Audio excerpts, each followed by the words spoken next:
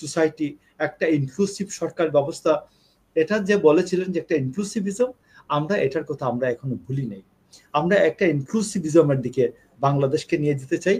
আমরা দেশকে বৃহত্তর জাতীয় ঐক্যের দিকে নিয়ে যেতে চাই। দেশের মানুষের ভাগ্যে না আসে যে আবার একটা আন্দোলন সংগ্রামে যেতে হবে, আবার একটা রক্তক্ষয়ী অবস্থা হবে, এবং এই রক্তক্ষয়ী অবস্থার মধ্যে ডক্টর ইউনূস বিদায় হবেন, এটা যেন না হয়, এই আইডিয়াটা যেন ভুল প্রমাণিত হয়। এই ক্ষেত্রে দেখুন যে চায়না ভিজিটের সময় আমরা শুনেছিলাম যে তিস্তা মহাপ্রকল্প এটা চায়নাকে দেওয়া হবে, যেটা শেখ হাসিনা সময় ইন্ডিয়াকে দিবেন তিনি বলেছিলেন।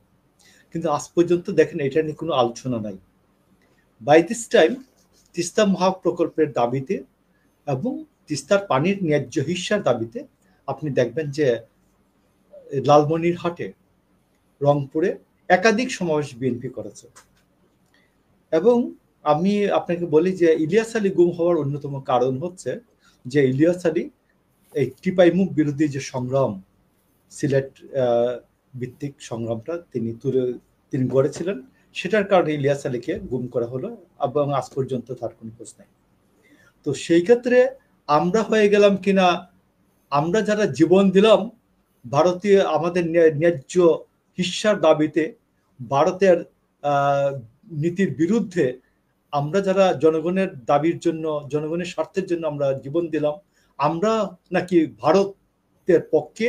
আর যারা আজ পর্যন্ত প্রথম আদানির টাকা দিয়ে শুরু করেছেন বৈদেশিক পেমেন্ট, বৈদেশিক দেনা পাওনা দেওয়ার যে শুরু, 1 নম্বর তিনি আদানির টাকাটা দিয়ে শুরু করেছেন ডক্টর ইউনূস, তিনি হয়ে গেলেন ভারত বিরোধী, বুঝছেন? তো এই জন্য আমি আপনাকে বলছি যে যাই এগুলো সত্যকে তো আর মিথ্যা দিয়ে চাপা দেওয়া যায় না, মানুষ এটা নিশ্চয়ই বুঝবেন।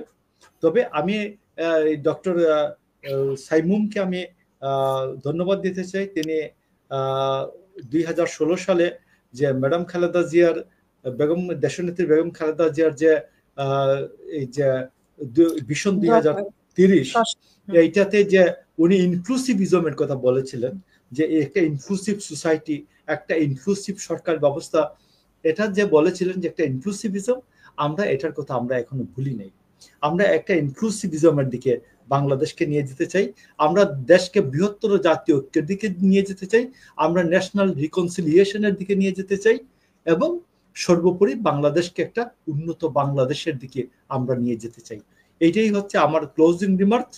আরেকটা হচ্ছে আমি আপনাকে বলি, 19-20 ফেব্রুয়ারির পরে কোনোভাবেই জুলাই 30-এর মধ্যে আর নির্বাচন হওয়া সম্ভব না। কারণ 19 বা 20 জুলাই থেকে রোজা শুরু হবে 1 মাস, তারপরে আসবে এসএসসি পরীক্ষা, তারপরে এইচএসসি পরীক্ষা, তারপরে আগাম বন্যা, তারপর বন্যা, ঝড় বাদল।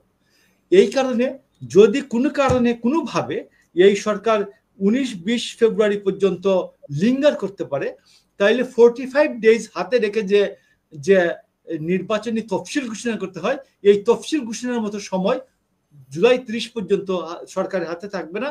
এই নির্বাচনটা যাবে আগামী 26 সালের নভেম্বর ডিসেম্বরে।